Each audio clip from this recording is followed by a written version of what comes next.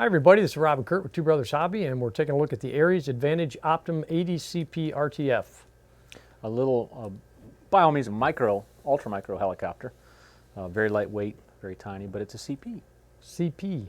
Meaning collective pitch, so you can go inverted and do all your basic sport maneuvers. I wouldn't say this is your hardcore 3D platform by any means, but even as they say in the box, it's for, you can go into your sport maneuvers, which include some tail slides and different things like that that are more CP-ish. Yeah. So you can do the basic CP functions.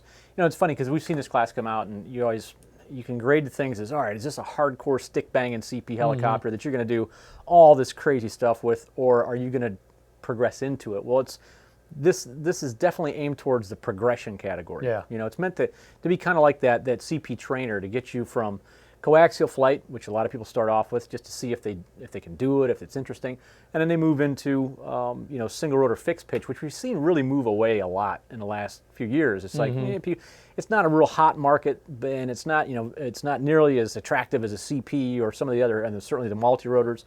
So we've seen a backing off of the FPs a lot, which we liked them. They were great. They were a nice progressive step to take after you get your basic orientation out with the coaxial. Move into forward flight. You got to graduate to forward flight at some point and start flying that thing through the air. Sure. So with this, it has that capability, and that's claimed capability of taking you kind of from that very beginner stage, even though you're running a single rotor.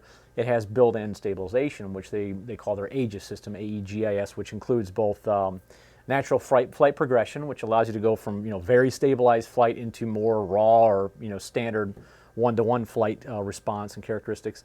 And it also has this flight stabilization system, which inherently always tries to correct or try to keep it in the correct orientation. So we've seen the AEGIS system come out with some of the other stuff, Ares other aircraft as well. Yep. So they have it on the Optim 80 CP. So let's go ahead and cover the specs real quick, and then we'll get into all the meat and details. The Advantage Optim 80 CP has a height of 3 inches. Main rotor diameter is 8 inches. All-up weight 36.7 grams. Main motors are coreless. The included battery is 1S 3.7 volt, 180 milliamp. Included charger is a 500 milliamp dual port charger, which is kind of cool. Included transmitter is a 6-channel with, of course, your flight mode switches. Onboard electronics, 3-in-1 control board. And then, of course, the price at the time of this review is $149.99. As I mentioned, the AEGIS system, when you get into the transmitter, you have a couple of additional switches here. You've got your rate switch, which is located in the upper right here. And of course, throttle hold, which you'd expect on any CP helicopter. So you can actually, throw that throttle hold on and move the swash plate around, but you can't actually fire the throttle at all. It puts it in a hold state.